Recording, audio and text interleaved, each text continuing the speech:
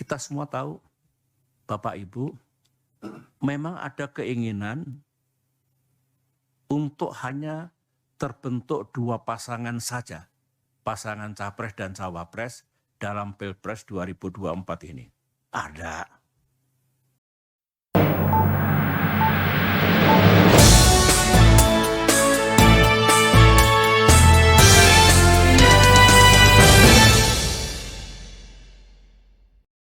Salam jumpa kembali pemirsa. Setelah Partai Nasdem menyatakan pasangan Anies Baswedan adalah Muhaimin Iskandar dari PKB, Susilo Bambang Yudhoyono menyampaikan pendapatnya. Berikut yang dikatakan oleh SBY. Ini bukan kiamat. Ini bukan akhir dari perjuangan kita. Bukan. Ini harus kita maknai sebagai ujian dan cobaan yang harus kita hadapi dan kemudian kita atasi. Ingat, sesudah kesulitan atau di balik kesulitan ada kemudahan. Fa inna ma'al yusri yusra. Hidupku terus begini. Betul. Fa inna ma'al yusri yusra. Cerita yang tiada akhir.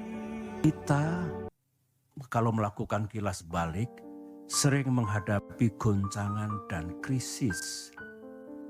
Alhamdulillah, kita selalu bisa mengatasinya.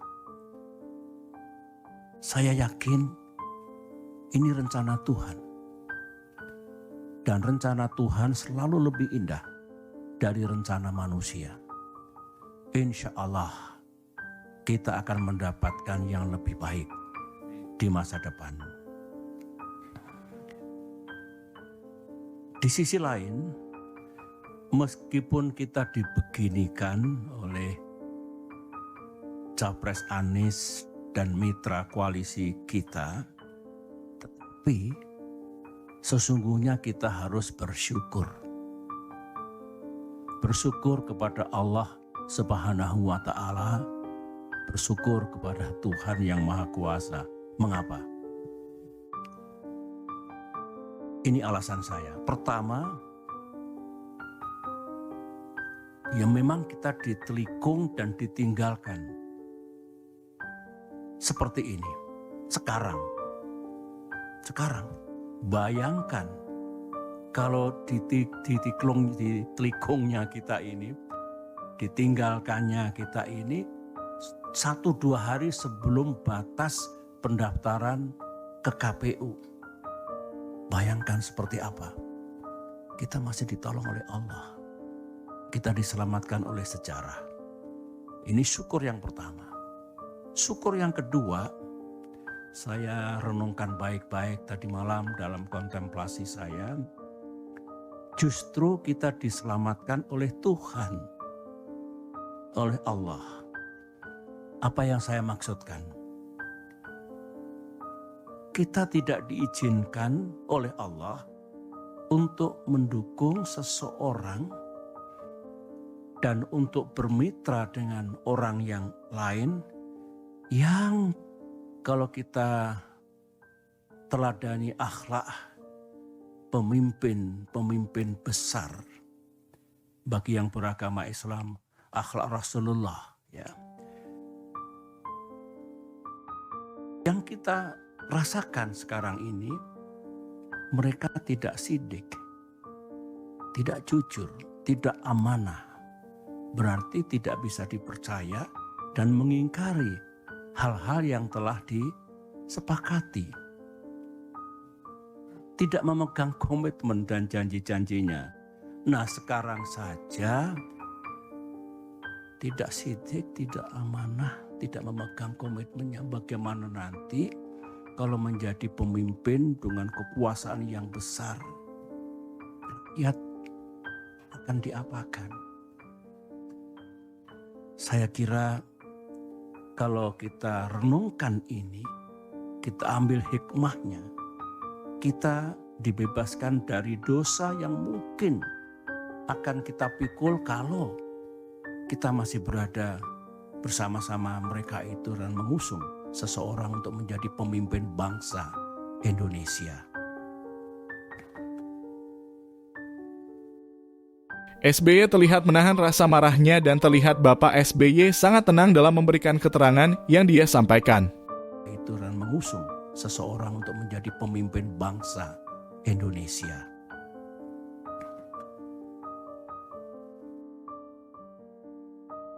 Selain itu, kita ternyata juga tidak diizinkan untuk berkoalisi dengan seseorang yang sejak awal sudah melanggar dan mengingkari kesepakatan. Tertulis dalam kesepakatan koalisi, menjunjung tinggi prinsip kesetaraan, equality, dan kesetaraan. Ulangi, kesetaraan, equality, dan keadilan. Saya ulangi. Bayangkan kalau di masa depan kita punya mitra koalisi yang tidak tunduk, tidak patuh pada kesepakatan yang kita buat bersama. Apalagi kalau mendikte, mengatur yang lain, termasuk capres, memaksakan kehendak, dan tidak menganggap yang lain. Saya kira bukan itu koalisi yang hendak kita bangun. Sebagaimana pengalaman pribadi saya bersama-sama dalam koalisi selama 10 tahun yang menjunjung tinggi prinsip dan nilai-nilai yang baik, utamanya kesetaraan dan keadilan. Sekali lagi, kalau kita bersyukur. Karenanya, mari kita hadapi semua ujian dan cobaan ini dengan tegar. Sambil berikhtiar, kita mencari jalan keluarnya. Insya Allah, Tuhan akan memberikan kita jalan terbaik ke depan ini. Para anggota Majelis Tinggi dan para kader yang saya cintai, ya sebetulnya kalau jujur ya, saya pun tidak menyangka atas terjadinya kejadian itu 3 hari yang lalu itu. Setelah setahun lamanya kurang lebih, koalisi ini bersama-sama berikhtiar, berjuang untuk bisa menjadi kenyataan dan bisa mengusung capres dan cawapres yang kita harapkan, yang juga diinginkan oleh rakyat. Tiba-tiba terjadilah peristiwa 3 hari yang lalu itu. Kalau saya harus berterus terang, sebetulnya saya tidak naif ya. Saya juga mengerti politik. Saya pernah menjadi capres 2 kali. Saya pernah bersama-sama membangun koalisi dengan mitra. Dan tidak ada yang saya rasakan seperti yang terjadi 3 hari yang lalu itu. Saya mengerti, ya kita semua mengerti, politik itu memang ya penuh strategi, penuh siasat, penuh taktik, caranya banyak. Tetapi saya tidak menyangka kalau tindakan itu sejauh ini, menurut saya melebihi batas kepatutan, moral dan etika dalam politik. Iya kasar, ya kalau bisa menggunakan istilah bahasa Inggris, it is really ugly. Mudah-mudahan kita tidak melakukan perilaku politik seperti itu. Ada lagi yang bagus dalam sidang majelis ini saya ungkapkan ya. Sebenarnya beberapa teman sudah mengingatkan saya agak lama. Baik dari kalangan kader Demokrat maupun dari luar Demokrat. Begini, Pak SBY benar-benar percaya kepada orang itu atau kepada orang-orang itu. Saya jawab dengan praduga yang baik, prasangka yang baik, saya percaya. Teman itu mengatakan, ya silakan saja dilihat nanti. Yang penting saya sudah mengingatkan. Nah kalau saya ingat kembali yang diingatkan teman-teman itu lebih dari satu. Keputusan sepihak kemarin itu, saya boleh mengatakan keputusan gelap seperti itu tidak sesuai dengan rules kesepakatan, ternyata atau barangkali mengandungi kebenaran. Anggaplah kita salah kali ini. Tetapi kita belajar. Mudah-mudahan kita tidak salah lagi ke depan. Dan mudah-mudahan dengan izin Allah dan ikhtiar kita juga tidak kalah nantinya. Masih segar dalam ingatan saya, sebagaimana yang disampaikan Bung Iftitah tadi, di ruangan ini, saya duduk di sini, tanggal 25 Agustus 2023, berarti seminggu yang lalu, Pak Anies duduk di sini, dengan didampingi tim 8. AHY memang tidak selalu hadir. Anies menyampaikan kepada saya, didengar oleh semua, bahwa awal September ini, berarti hari-hari sekarang ini, akan mendeklarasikan koalisi ini dalam kapasitasnya sebagai capres. Berikut capres dan cawapres yang telah selesai diputuskan. 3 hari kemudian, 3 days later, sekarang ini, yang kita dapatkan sesuatu yang sangat mengejutkan itu. Dan saya ini orang tua, berapa kali Pak Anies datang ke sini dengan semangat yang luar biasa, kata-kata yang luar biasa baiknya. Di Cikiasi 2 kali, di Malang, di Pacitan. Dengan kejadian seperti itu, tidak ada satu kata pun yang disampaikan kepada saya. Dan tentu kepada Ketua Umum kita. Saya memang sebagai orang tua, kok jadi begini? Ini saya kira semua merasakan perasaan kader kita di seluruh tanah air, emosi, kemarahan yang diekspresikan dengan cara yang berbeda-beda. Nah, saya kebanjiran tadi malam, 2 malam tuh sampai subuh di sini. Sejak pagi kita bekerja. Pesan datang dari mana-mana, baik dari kader maupun non-kader, dan rata-rata memang emosional, ya. Ya, saya paham lah. Dari sekian banyak ribuan saya kira yang merespon, yang memberikan message itu, ada 2 yang menarik bagi saya. Ini kata-katanya kurang lebih seperti ini. Aku tahu politik itu memang banyak akalnya, tapi tak aku sangka buruk banget ini. Korbannya AHY dan Demokrat. Begitu. Ada lagi komentar, ini Demokrat kena prank dari musang berbulu domba. Terus saya kok ingat, musang berbulu domba, ini kan peribahasa yang lama ini. Ingat saya kira waktu kita sekolah di SD, SMP, pernah belajar banyak sekali peribahasa. Tapi musang berbulu domba itu di depan bersikap baik, manis, lembut, penuh persahabatan. Tapi di balik itu kalau kita lemah dan lengah, ini lengah ini, kita akan dicaplok dan dimakan sampai habis. Peribahasa, musang bukan orang.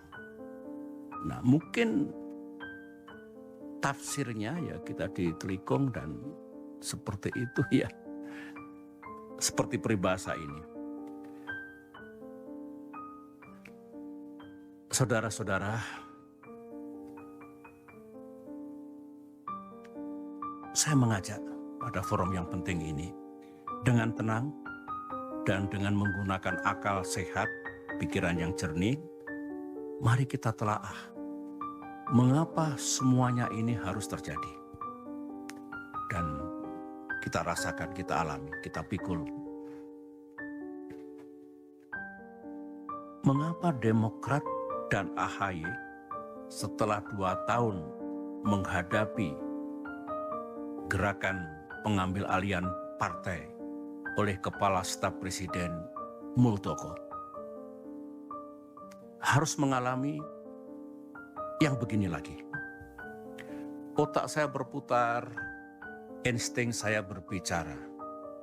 To understand why. Orang bijak mengatakan selalulah mencari tahu what and why. Supaya how-nya itu menjadi tepat.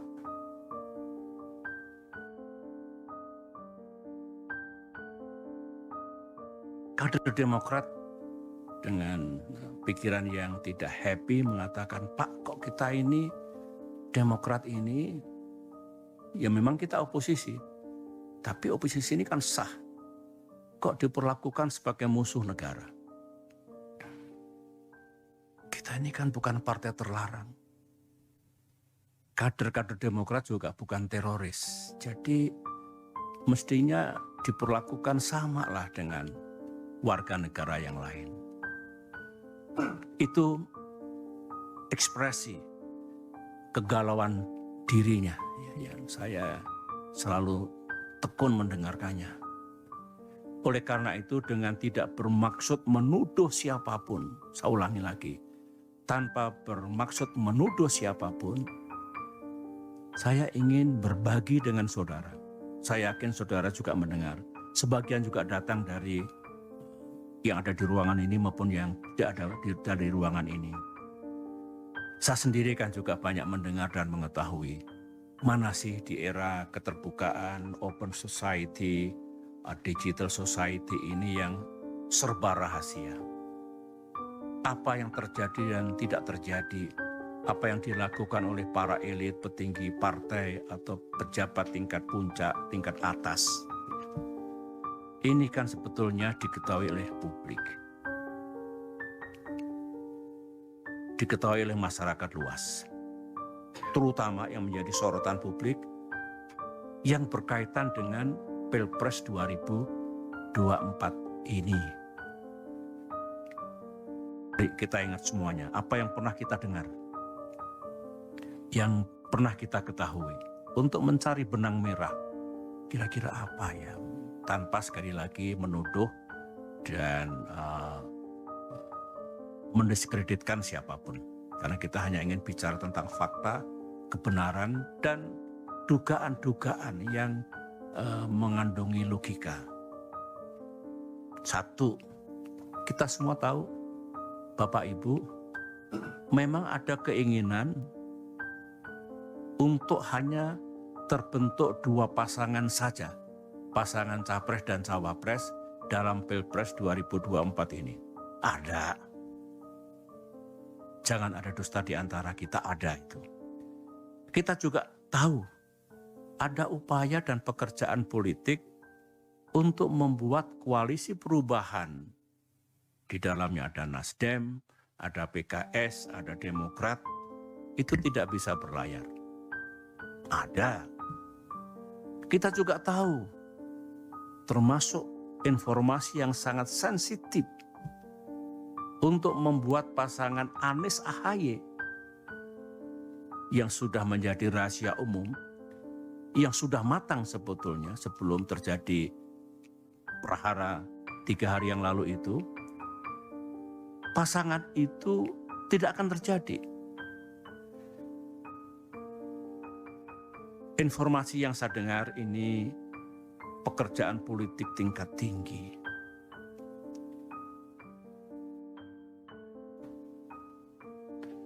Ini bukan informasi, ini fakta. Benar ternyata Anies Ahaye yang hampir matang untuk diluncurkan dan banyak diketahui oleh masyarakat luas, itu terbukti bisa digagalkan. Melalui apa yang tadi itu yang diceritakan oleh Bung Ititah melalui press release yang telah kita sampaikan.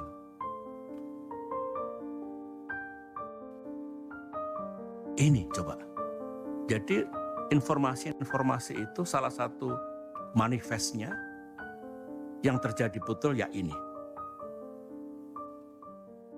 Kita juga tahu seorang menteri sekarang ini, menteri masih aktif dari Kabinet Kerja Pimpinan Presiden Jokowi.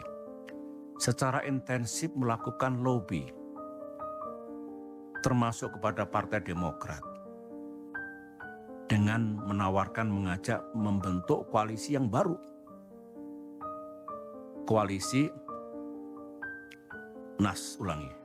Koalisi Demokrat, PKS dan P3. Yang bersangkutan mengatakan, yang disampaikan itu, inisiatif ini sudah sepengetahuan Pak Lurah. Kata-kata sang menteri.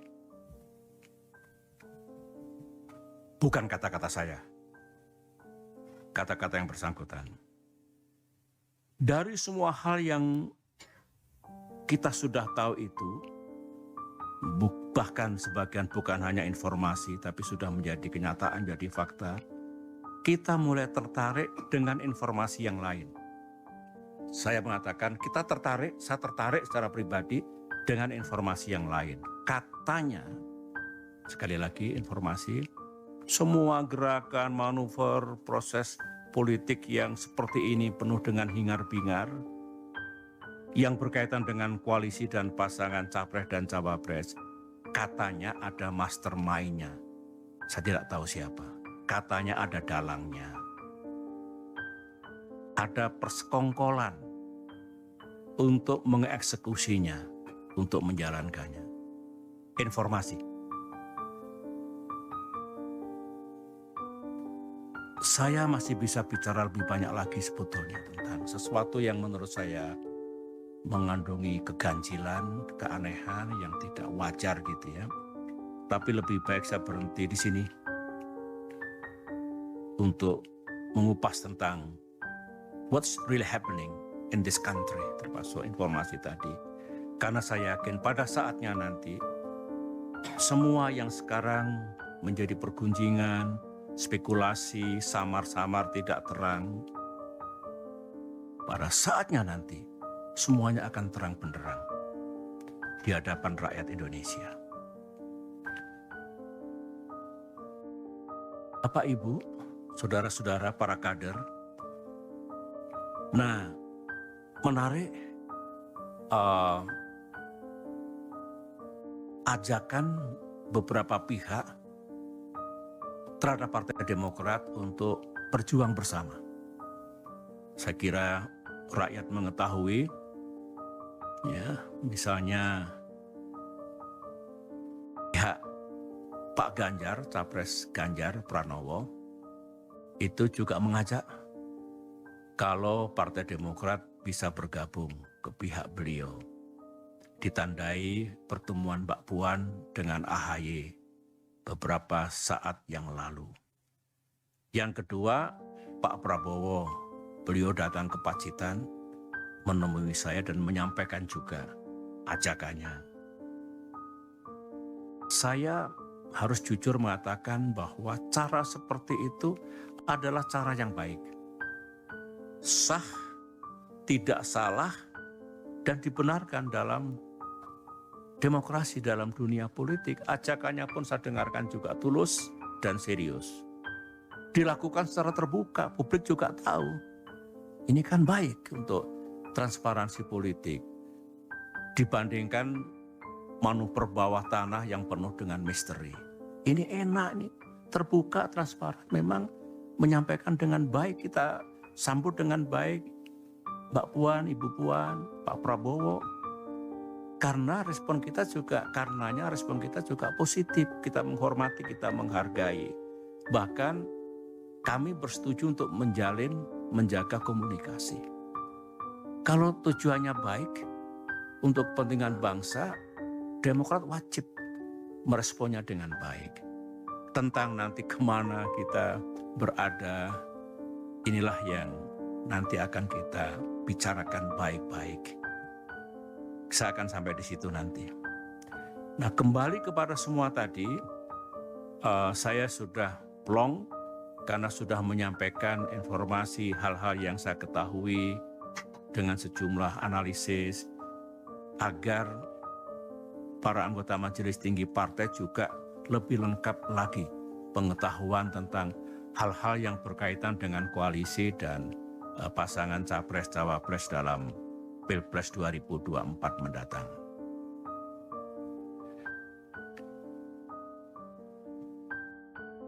Berikut ini adalah apa yang bakal terjadi di arena publik pasca press release Demokrat tadi malam, last night, dan juga pasca apa yang saya sampaikan sekarang ini dalam sidang Majelis Tinggi Partai. Hampir pasti akan ada percakapan publik yang hangat. Politik begitu, demokrasi begitu. Baik di ruang-ruang publik maupun di wahana media massa. Saya tahu Ketua Umum AHY sudah mengeluarkan instruksi agar para juru bicara Partai Demokrat, anggota tim 8 Koalisi Perubahan, dan kader-kader yang lain untuk siap melibatkan diri dalam percakapan publik itu, dalam talk show dan lain-lain. Dengan, kata Ketum, berpeganglah pada kebenaran. Berpeganglah pada fakta yang memang terjadi. Apalagi tim 8 sangat menguasai. Karena berbulan-bulan setiap hari. Sebagaimana yang ada dalam press release tadi malam, itu semua fakta dan kebenaran. Saya mendengar tekad Ketua Umum kita, kalau kita sudah bicara sesuai dengan fakta dan kebenaran, ada yang menyangkal dan mengatakan Demokrat salah, seorang AHY siap untuk dikonfrontir dengan siapapun asalkan di depan televisi, secara live didengar oleh publik. Ini menunjukkan kebertanggungjawaban kita. Kita nggak punya buzzers, kita tidak suka hoax, tetapi kalau urusan yang berangkat dari fakta dan kebenaran, kita selalu siap. Sidang majelis yang saya muliakan, masuk sekarang pikiran saya selaku Ketua Majelis Tinggi, selain instruksi yang telah dikeluarkan oleh Ketua Umum, dan di luar apa yang saya sampaikan tadi, saya ingin menyampaikan hal-hal penting sebagai berikut. Menurut pandangan saya saat ini, hari ini, besok atau lusa, belum saatnya kita mengambil keputusan. Kemana Demokrat akan bergabung misalnya. Atau capres mana yang kita dukung. Contoh yang lain. Saya pikir belum saatnya dalam 1, 2, 3 hari ini. Alasan saya ini prajurit, ada Pak Mangindaan di sini, ada Pak Guntur di sini, ada Pak Nahrawi Ramli di sini, ada Bung AHY di sini. Saya 30 tahun sebagai prajurit itu diajarkan, kalau kamu dalam keadaan yang sangat emosional, under pressure yang sangat berat, jangan gopoh tergesa-gesa mengambil keputusan, karena bisa salah. Tenangkan dulu hati dan pikirannya. Setelah bisa berpikir dengan rasional dan jernih, take your decision. Ambil keputusan. Ambil apa tindakan yang akan dilaksanakan. Tidak berarti lama, bisa cepat juga. Tetapi kuncinya, lepaskan dulu emosi itu. Bikin semuanya rasional dan tenang, sehingga keputusannya insya Allah tidak salah. Keputusannya tepat. Implementasinya, mari tenangkan hati kita. Saya melihat wajah-wajah anggota Majelis Tinggi, cool, tenang. Saya juga makin senang dengan ini semua, sehingga insya Allah dalam waktu yang tidak terlalu lama pun kita sudah bisa mengambil sikap dan pilihan kita. Karena itu banyak pers di luar, mungkin ada lebih dari 20 nggak? Lebih ya? Lebih banyak lagi ya. Ingin dengar apa keputusan dan sikap dan langkah-langkah Demokrat ke depan. Ya, tentu kita bisa jelaskan baik-baik apa yang sedang kita lakukan dan apa yang hendak kita lakukan di hari-hari mendatang.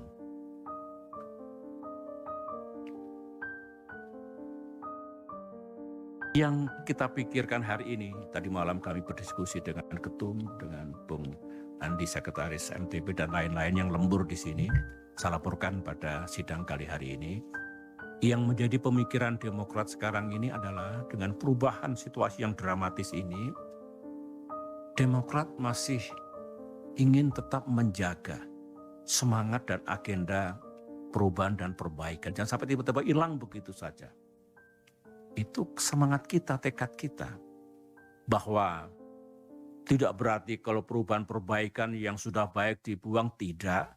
Ketum menjelaskan dalam pidato politik kemarin secara komprehensif yang menjadi bagian dari kerangka bernegara, pilar dan dasar bernegara Pancasila, NKRI, Bhinneka Tunggal Ika, konstitusi kita, demokrasi. Tidak mungkin kita tinggalkan, justru makin kita perkuat. Demikian juga hal-hal yang baik sejak Bung Karno, Pak Harto, Pak Habibie, Gus Dur, Ibu Megawati, saya dan Pak Jokowi sendiri yang baik-baik pasti akan kita jaga. Namun memang ada sejumlah hal yang perlu kita perbaiki. Kita ubah entah kebijakan, ekonomi, keadilan, kesejahteraan rakyat, hubungan luar negeri, apapun yang kira-kira akan menjadi lebih baik di masa depan. Nah, komitmen ini, agenda ini, di tengah goncangan ini, Demokrat tetap ingin menjaganya. Jangan tiba-tiba hilang, jangan tiba-tiba sirna. Begitu. Yang juga kita pikirkan, di malam kita diskusikan, ini rakyat kan banyak yang kecewa. Kita tahu rakyat ada yang pro keberlanjutan, itu hak mereka. Ada juga rakyat yang pro perubahan dan perbaikan. Ini kan kecewa, mereka sudah berharap perubahan jadi, Anies AHY jadi, tiba-tiba sekarang kandas itu. Nah, Demokrat juga harus berempati kepada mereka, menjaga perasaan mereka. Tidak begitu langsung kita tinggalkan begitu saja. Yang intinya, sangat mungkin kita punya rumah baru, punya tempat baru, tetapi melanjutkan yang sudah baik tetap. Nah, kita bisa berdiskusi perbaikan seperti apa yang mesti kita lakukan dengan mitra koalisi kita yang baru nanti. Semuanya terbuka untuk itu. Jadi saya mohon pengertian, tidak mungkin hari ini besok lusa langsung kita ambil keputusan apa begitu, tapi kita olah dengan seksama. Kita diskusikan secara bersama. Karena begini, Ketum mengatakan, saya tentu sangat mendukung, sikap kita seperti apa nanti. Pilihan koalisi seperti apa, capres siapa yang kita dukung, itu harus kita ajak serta para pimpinan Demokrat daerah, para pimpinan Demokrat cabang. Ini masalah yang sangat fundamental, yang sangat strategis. Tidak mungkin, meskipun kita punya kewenangan penuh majelis tinggi, tapi partai kita ini partai yang menjunjung tinggi rules, etika, bukan one man show political party. Ini budaya kita, harus kita jaga baik-baik. Dengan demikian Ketum sudah merancang kapan nanti mungkin rapat pimpinan apapun namanya, menghadirkan semua. Sebagian besar sudah resah, sebagian besar mau datang ke CGS untuk memberikan empati dan simpati. Tapi intinya mereka tentu akan kita ajak bicara. Menutup sambutan pengantar ini, saya punya keyakinan kita akan menemukan tempat dan mitra yang lebih baik. Amin. Dalam perjuangan politik ke depan, kita berharap dengan izin Allah kita bisa berada dalam satu koalisi yang visi dan komitmennya pun mengandungi kesamaan dengan kita. Tadi itu, jangan utek-utek, jangan ganggu dasar dan pilar-pilar kehidupan bernegara. Jangan dibuang hal-hal yang sudah baik, yang ditinggalkan oleh para pemimpin bangsa sejak Bung Karno hingga yang terakhir, dalam arti yang terkini gitu. Namun juga bersetuju dan bisa menemukan hal-hal apa yang perlu dilakukan perbaikan ke depan. Saya kira dengan dua pendekatan itu, insya Allah kita punya jalan untuk membangun atau berada dalam koalisi yang lebih bagus. Dan saya yakin insya Allah lah ya,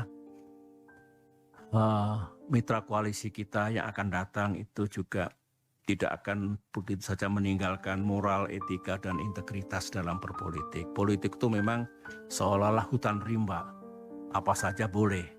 Meskipun saya tidak atau kurang setuju, karena seperti apapun tetap ada ruang untuk etika,